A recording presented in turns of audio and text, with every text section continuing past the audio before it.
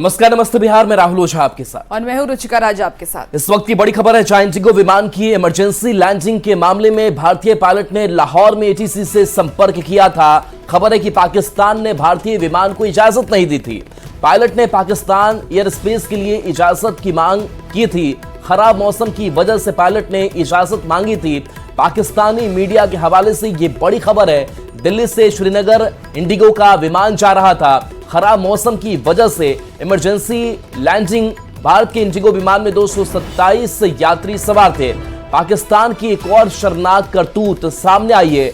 बाद में श्रीनगर एयरपोर्ट पर सुरक्षित विमान उतरा था। तो ये दो तस्वीरें आपको देख रहे हैं, जब खराब मौसम की वजह से एयर स्पेस की मांग की गई, एयर स्पेस दीजिए, इमरजेंसी लैंडिंग हमें करनी है, लेकिन इसके बावजूद पाकिस्तान ने इसकी इजाजत नहीं दी और इस खराब मौसम की वजह से बाद में श्रीनगर एयरपोर्ट पर ही सुरक्षित इस विमान की इमरजेंसी लैंडिंग कराई गई। बता दें कि इंडिगो विमान में 227 यात्री सवार थे, लेकिन पाकिस्तान ने इजाजत नहीं दी कि इस विमान को लैंड कराया जाए। और ऐसे में जो लोगों में अफरा तफरी थी फ्लाइट के अंदर, वो भी देखने को मिली, लेकिन सुरक्षित उनको लैंड कराया गया और ये लैंडिंग बाद में श्रीनगर एयरपोर्ट पर कराई गई।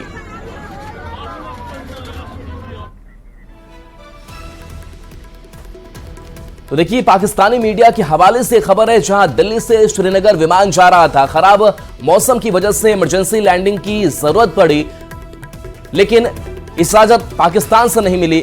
बाद में श्रीनगर एयरपोर्ट पर सुरक्षित लैंडिंग हुई। और अब रुख करेंगे बिहार के सियासत की खबरों का। तो देखिए, मुकेश सहनी तेजस्वी यादव को महागठबंधन का सीएम फेस और खुद को डिप्टी सीएम चेहरा बता रहे हैं। दूसरी ओर पूर्णिया सांसद पप्पू यादव ने बिना नाम लिए तेजस्वी यादव के नेतृत्व को लेकर के नकार दिया है। पप्पू यादव ने कहा कि बिहार में चुनाव जीतना है तो राहुल गांधी के नेतृत्व के बिना संभव नहीं है। पप्पू यादव ने यह भी कहा कि बिना कांग्रेस के कोई भी गठबंधन किसी भी कीमत पर एनडीए को नहीं हरा सकता। अब ऐसे में सवाल ये कि महागठबंधन में क्या चल रहा है।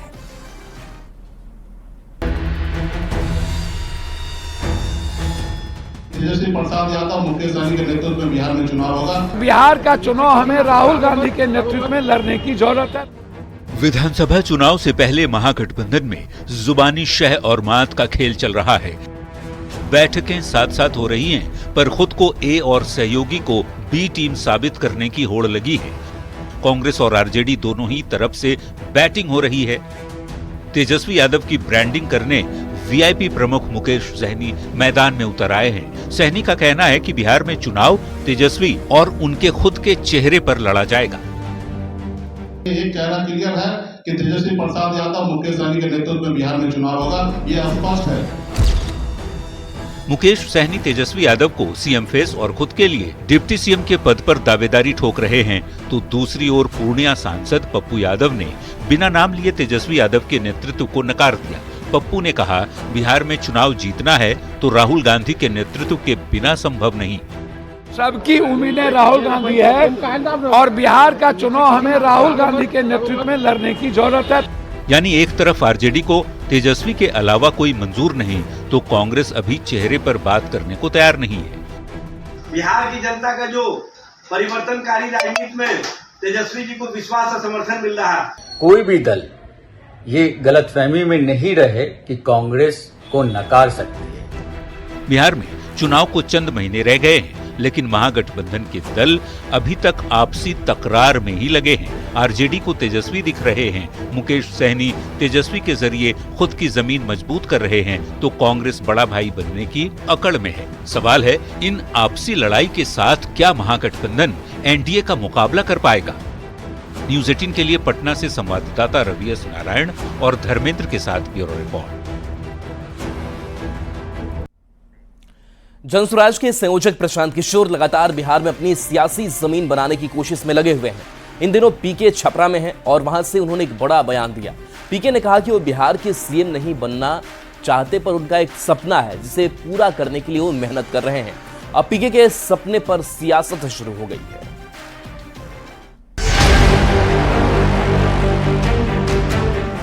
देश की राजनीति में अपनी रणनीति से पहचान बनाने वाले प्रशांत किशोर अब बिहार में अपनी सियासत जमाने की कोशिश में हैं। गांव शहर घूम-घूम कर अपनी पार्टी जनसुराज को जिताने की जीतोड़ मेहनत कर रहे हैं, पर वो मुख्यमंत्री नहीं बनना चाहते, ऐसा उन्होंने खुद कहा।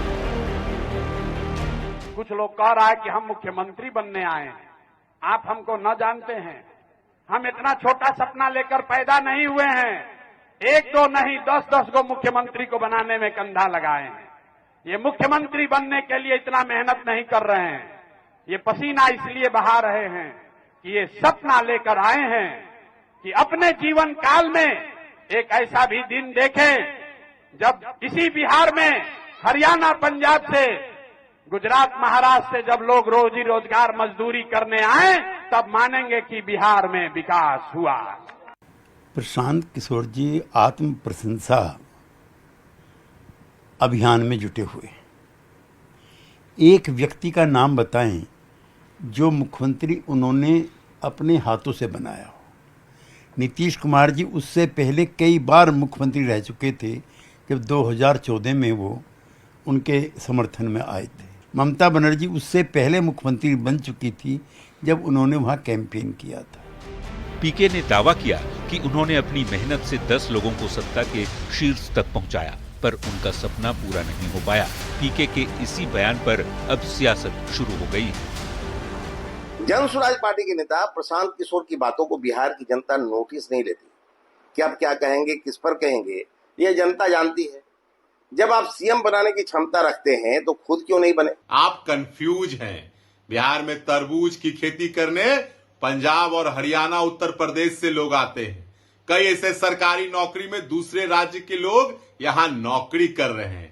थोड़ा ज्ञान बढ़ाइए। और जो लोग आज ये ज्ञान दे रहे हैं कि वो बिहार के लिए काम कर रहे हैं, तो बीजेपी की बी टीम बनकर काम कर रहे हैं, ये सबको पता है। ये जो पब्लिक है ये सबको जानती है, सबको पहचानती है। अरे भाई, आपने सिर्फ उन पार्टियों के लिए प्रचार प्रसार कैंपेन किया था, उनकी नीतियां थी, उनके जो आइडियोलॉजी थे, उनका प्रचार प्रसार किया था, तब वो मुख्यमंत्री बने। आपने नहीं बनाया। प्रशांत किशोर बिहार में शिक्षा और रोजगार का कायाकल्प करने का वादा कर रहे हैं, पर उनके विरोधियों का दावा है कि चुनाव में उनकी भूमिका वोट कटवा की भी नहीं रहेगी। ऐसे में देखना दिलचस्प होगा कि जनता बिहार की बायपोलर पॉलिटिक्स को कायम रखती है या वाकई पीके तीसरा मोर्चा बनाने में कामयाब हो पाते हैं। सारण से संवाददाता संतोष गुप्ता और पटना से अमित कुमार के साथ ब्यूरो रिपोर्ट, न्यूज़ 18। बिहार बदलाव यात्रा कर रहे प्रशांत किशोर छपरा पहुंचे। छपरा में जनसभा को संबोधित करते हुए प्रशांत किशोर ने नीतीश और कांग्रेस पर जमकर निशाना साधा। प्रशांत किशोर ने कहा कि जमीन सर्वे के नाम पर सरकार लोगों को धोखा दे रही है, तो उन्होंने कांग्रेस पर हमला बोलते हुए ये भी कहा कि कांग्रेस ने एक समय लालच में बिहार को आरजेडी के हाथों सौंप दिया था। पकड़ना शुरू किया है कि घर घर लड़ाई इसमें होगा और आदमी 20,000, 30,000, 50,000 रुपया देता और झूठों के कागज बनावल जा रहा होगा। सब कोर्ट में चुनौती हो जाए, आज नहीं तो कल होगा।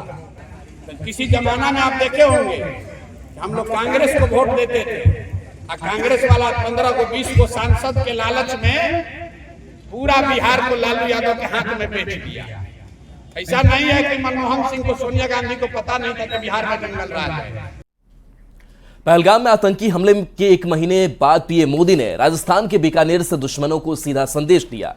नाली एयरबेस पहुंचे पीएम मोदी ने आतंकियों और आतंक परस्त पाकिस्तान को दो टूक कहा कि आतंक और आतंकियों को पनाह देने वालों का एक जैसा ही इलाज किया जाएगा। पाकिस्तान बॉर्डर से बेहद करीब भारतीय सेना के जवानों और स्थानीय लोगों के बीच मोदी की दहाड़ ने पूरी दुनिया को क्या संदेश दिया, इस रिपोर्ट के जरिए समझिए। मोदी का दिमाग ठंडा है, ठंडा रहता है, लेकिन मोदी का लहू गर्म होता है। पहलगाम हमले की 1 महीने पूरे होने पर पीएम मोदी ने राजस्थान के रण से दुश्मनों को दो टूक संदेश दिया।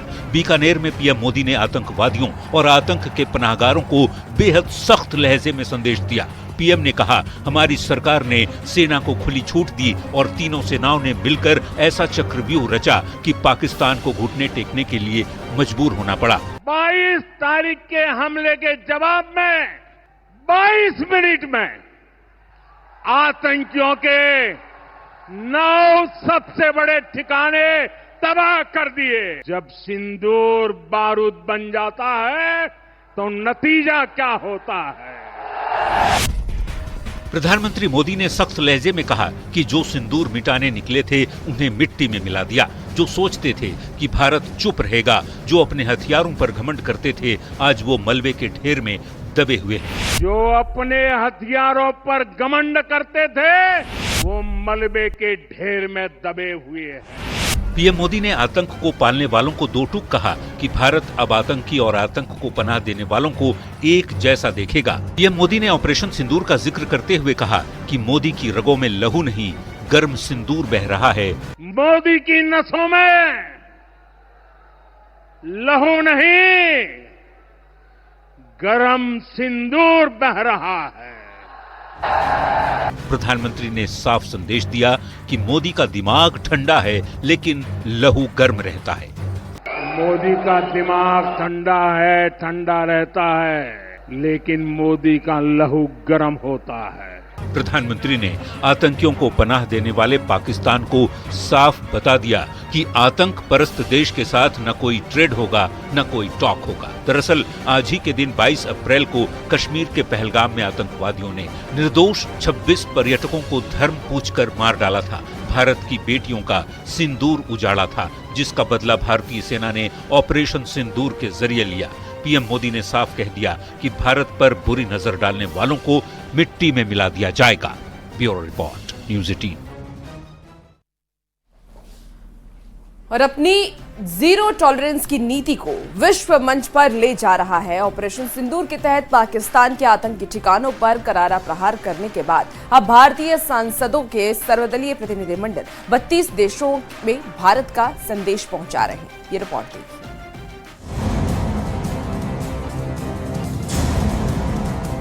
टेररिस्ट को जहां से ये सोर्स है, उस सोर्स को खत्म करने के लिए पूरे दुनिया के लोगों को इकट्ठा होना चाहिए। ऑपरेशन सिंदूर पर भारत का पक्ष रखने और पाकिस्तान को बेनकाब करने के लिए बनी सर्वदलीय टीम पर देश में भले ही सियासत हो रही हो, विदेश में ये टीमें अपना काम बखूबी अंजाम दे रही हैं। फिलहाल 2 टीमें विदेश पहुंच चुकी हैं, जहां उन्होंने यूएई और जापान के प्रतिनिधियों से मुलाकात की। शिवसेना नेता श्रीकांत शिंदे की अगुवाई वाली टीम यूएई में है, जहां वे ऑपरेशन सिंदूर पर भारत का पक्ष रख रहे हैं, तो जेडीयू सांसद संजय कुमार झा की अगुवाई वाली टीम ने टोक्यो में जापान के विदेश मंत्री ताकेशी इवाया से मुलाकात कर अपना पक्ष रखा। जो इंडिया का स्टैंड रहा है कि हम अब जो टेररिस्ट को जहां से ये सोर्स है, उस सोर्स को खत्म करने के लिए पूरे दुनिया के लोगों को इकट्ठा होना चाहिए। भारत का ये सर्वदलीय डेलीगेशन ऑपरेशन सिंदूर के बाद पाकिस्तान के प्रोपेगेंडा का जवाब है। अलग अलग पार्टियों के सांसद और विशेषज्ञों की 7 टीमें बनाई गई हैं। ऑपरेशन सिंदूर और भारतीय सांसदों का ये वैश्विक मिशन न केवल भारत की ताकत बल्कि एकता और आतंकवाद के खिलाफ दृढ़ संकल्प को दर्शाता है। भारत का यह कदम वैश्विक मंच पर एक नई शुरुआत है। Bureau report, news 18। और पटना से बड़ी खबर, जहां देर रात पटना रेल मंत्री पहुंचे हैं। आज मुंगेर अश्विनी वैष्णव जाएंगे। जमालपुर में कई कार्यक्रम में शामिल होंगे। 2 दिन के बिहार दौरे पर रेल मंत्री हैं।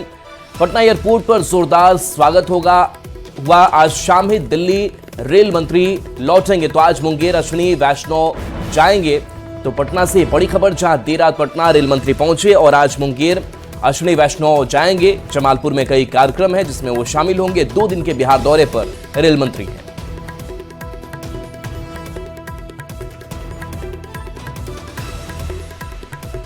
और आज का दिन मुंगेर के जमालपुर के लिए ऐतिहासिक दिन होगा। 17 साल के बाद कोई रेल मंत्री जमालपुर आएंगे। रेल मंत्री अश्विनी वैष्णव विशेष रेल से करीब 11 बजे जमालपुर पहुंचेंगे और लगभग 3 घंटे वो जमालपुर स्टेशन और जमालपुर रेल कारखाना में गुजारेंगे। रेल मंत्री के आगमन को लेकर के जमालपुर वासियों की उम्मीदें काफी ज्यादा बढ़ गई हैं। तो रेल प्रशासन के द्वारा भी रेल मंत्री के स्वागत की तैयारी जोरों शोरों से की जा रही है। जमालपुर स्टेशन पहले से ही अमृत भारत स्टेशन योजना के तहत भव्य बनाया जा रहा है। रेल मंत्री के आगमन पर न सिर्फ रेल कर्मी उत्साहित है, बल्कि जमालपुर वासियों में भी खास उत्साह देखा जा रहा है। लोगों को उम्मीद है कि रेल मंत्री के आगमन से लाइफलाइन माने जाने वाले इस रेल इंजन कारखाना को भी संजीवनी मिल सकती है।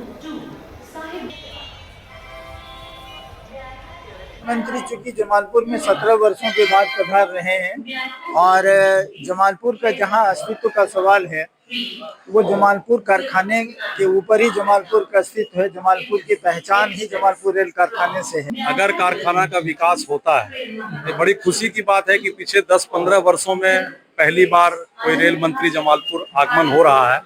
हम लोग बहुत उत्साहित हैं और अगर कारखाने का विकास होता और होना ही चाहिए। बहुत उम्मीद लगाते हैं कि यहाँ पर कारखाने का फिर से विकास होगा।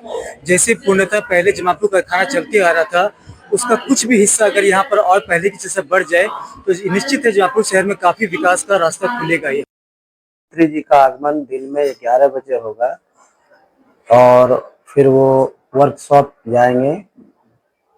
फिर वहाँ के कार्यक्रम में शामिल होने के पश्चात पुनः जो है 14:30 बजे यहाँ से उनका प्रस्थान करने का समय निर्धारित किया गया है। पटना के दूसरे सबसे बड़े सरकारी अस्पताल एनएमसीएच में चूहों के आतंक पर नेता प्रतिपक्ष तेजस्वी यादव ने जोरदार पलटवार किया है। तेजस्वी ने कहा कि सरकार चूहे तक को नहीं पकड़ पा रही है, अपराधियों पर क्या कार्रवाई करेगी। सरकार की तो हालत है कि चूहों को तो पकड़ नहीं पाती। चूहा बिहार में शराब पी जाता है, चूहा बिहार में बांध काट लेता है, चूहा अस्पताल में लोगों का उंगली काट ले जाता है। ये सरकार में चूहों का और अपराधियों का बोलबाला हो चुका है। जो सरकार चूहों पे कार्रवाई नहीं कर सकती वो अपराधियों पर क्या कार्रवाई करेगी। लखीसराय में केंद्रीय सामाजिक न्याय एवं अधिकारिता राज्य मंत्री रामदास अठावले ने कहा कि बिहार विधानसभा चुनाव में एनडीए का चेहरा नीतीश कुमार है। साथ ही उन्होंने राहुल गांधी के बिहार दौरे पर भी निशाना साधा। रामदास आठवले ने कहा कि बिहार में कांग्रेस पार्टी मजबूत नहीं है, बिहार में फिर एनडीए की सरकार बनेगी।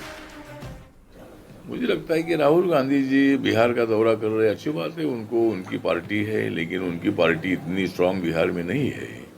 या आरजेडी सबसे स्ट्रांग पार्टी मतलब यहाँ अपोजिशन में है, तो शायद आरजेडी और कांग्रेस का अलायंस हो जाएगा। और उसके बावजूद भी यहाँ एनडीए अपने ताकत से मतलब यहाँ जीतेगी और बहुत ही अच्छा 2/3 से ज़्यादा बहुमत हमको मिलेगा।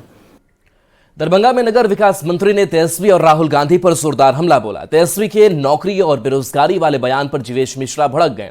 जीवेश मिश्रा ने कहा, तेजस्वी यादव ने मंत्री रहते कितने लोगों को नौकरी दी। वहीं मंत्री तेजस्वी के पिता लालू प्रसाद पर भी तंज कसे। जीवेश मिश्रा ने कहा, राहुल गांधी का पूरा परिवार संविधान के खिलाफ काम करता है। तेजस्वी यादव के बाबूजी रोजगार दिए थे इस राज्य में। तेजस्वी यादव के बाबूजी रोजगार दिए थे इस राज्य में, तेजस्वी यादव से पूछ लीजिए। और तेजस्वी यादव जी जो भ्रम फैला रहे हैं इस राज्य के अंदर, 5 विभाग के मंत्री थे, कितनी वैकेंसी दिए 5 विभाग में? 17 महीने इधर भी रहे और पीछे भी 20 महीने रहे 15 में। राहुल गांधी उस संविधान का कभी कभी हवाला देते हैं जिसको उन्होंने पढ़ा ही नहीं है। दुख तो इस बात का है कि उस संविधान को पढ़े होते तो पॉकेट से संविधान नहीं निकालते। राहुल गांधी को मालूम होना चाहिए कि बाबा साहब ने जिस संविधान को लिखा था उसके पहले पन्ने पर राम दरबार का फोटो है। उनको उस भारतीय संस्कृति के आधार। चुनाव की तैयारी में बाकी दलों की तरह कांग्रेस भी जुट गई है और इसी क्रम में पटना में बिहार कांग्रेस के जिला अध्यक्षों की 3 दिवसीय बैठक बुलाई गई है, जिसमें जिला अध्यक्षों को चुनाव के टिप्स बताए जाएंगे। कांग्रेस के इस कदम को आरजेडी के नेता चुनाव के लिहाज से बेहतर बता रहे हैं, जबकि जेडीयू और बीजेपी के नेता इस पर तंज कस रहे हैं। एनडीए के नेताओं का यह कहना है कि बैसाखी के सहारे चलने वाली कांग्रेस कुछ भी कर सकती है और कुछ नहीं होने जा रहा है। धनात्मक सशक्तिकरण, जमीनी स्तर पर कार्यकर्ताओं को प्रशिक्षित करने की बात की जाएगी। उनको आगामी राजनीतिक चुनौतियों की जो प्रभावी रूप से कैसे निपटना है, उनके ठोस कदम बताए जाएंगे। तो ये तो बेहतर कदम है और ये राष्ट्रीय जनता दल और राष्ट्रीय जनता दल के द्वारा भी इसी तरह के कार्य किए जाते रहे। राहुल गांधी जी लगातार बिहार आते हैं, लेकिन भाई तेजस्वी का नाम तक नहीं लेते और अब 3 दिवसीय जिला अध्यक्षों की बैठक बुलाएं। इसका स्पष्ट संदेश है, हमारा नेतृत्व स्वीकार करिए, नहीं तो चले हम अलग। कांग्रेस तो स्वयं राजद की वैसाखी के सहारे किसी तरह अपनी नैया पार करने की कोशिश में है। ऐसे में यह पटना या किसी अन्य भाग में कोई सम्मेलन कर ले, न तो कार्यकर्ताओं में जोश जगा पाएगी और न ही खुद को आगामी चुनाव के लिए तैयार कर पाएगी। बीजेपी एमएलसी जीवन कुमार ने मदरसा से देश भर के स्कूलों में राष्ट्रगान को अनिवार्य करने की मांग की है। जीवन कुमार ने कहा कि ऑपरेशन सिंदूर के बाद इसकी सख्त जरूरत है ताकि सामाजिक सद्भाव और राष्ट्रीयता की भावना जगाने में मदद मिले। मैंने कहा है भारत सरकार से और मैंने कहा है बिहार सरकार से अपने पत्र के माध्यम से कि आप राष्ट्रगान को बिहार सरकार और भारत सरकार जो है मैंडेटरी कीजिए। ये मैंडेटरी करने के बाद देश में एक बड़ा संदेश जाएगा, चाहे वो मदरसा हो, चाहे वो प्राइमरी स्कूल हो, चाहे वो सेकेंडरी स्कूल हो, माध्यमिक शिक्षक माध्यमिक वो स्कूल हो, कहीं भी हो, तो हर जगह इसको मैंडेटरी करने की आवश्यकता है। केंद्रीय राज्य मंत्री रामदास आठवले ने ये बड़ा बयान दिया है। आपको बता दें कि आठवले ने ये कहा कि पाकिस्तान को पीओके भारत के हवाले कर देना चाहिए। जल्द ये फैसला पाकिस्तान को करना होगा। आठवले ने ये भी कहा कि एक बार फिर पाकिस्तान से आर पार की लड़ाई होनी चाहिए। पीओके को कब्जे में लेने का अच्छा समय है। मेरी पार्टी की भी बात है, भारत के साथ संबंध अच्छे रखने हैं तो पीओके को हमारे हवाले करना ही चाहिए। आतंकवादी एक्टिविटीज को बंद करना चाहिए। तो ये और जो ऐसे मुद्दे भारत सरकार ने लिए हैं, तो अगर पाकिस्तान को ये मंजूर होगा तो जल्दी पाकिस्तान निर्णय ले और पीओ को हमारे कब्जे में नहीं दे देते हैं। तो मेरी पार्टी की भी मांग ये है कि भाई एक बार पाकिस्तान के साथ आर पार की लड़ाई होनी चाहिए, पाकिस्तान के साथ युद्ध ऐसा होना चाहिए कि पाकिस्तान को हमेशा के लिए सबक सिखाने की आवश्यकता है। और फिलहाल रुकते हैं छोटे से ब्रेक के लिए, जल्द हाजिर होंगे।